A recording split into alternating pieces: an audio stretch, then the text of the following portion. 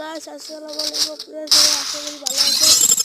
আপনারা দেখছেন আমি জন্য ফ্রি ফায়ারে ঢুকছি, তাই আমার ম্যান কম পড়ছে, এই জন্য এই সেকেন্ড থেকে এখন বাইরে যাবো। আমি তো আবার বলছি একটু রক করছি। আমি দুশো ছোটো ভাই লইছি ভাই। এখন ভাই কি ক্লাসে কি হলো পূজা